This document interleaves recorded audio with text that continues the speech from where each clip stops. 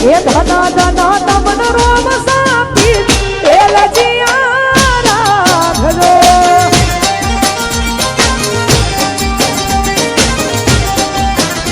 ધના ધના તમન રોમ સાપી લજિયા રાખજો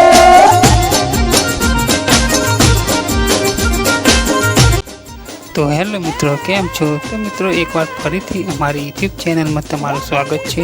તો મિત્રો આપણે આજે વાત કરવાના છીએ ગમન સોંથલ વિશે।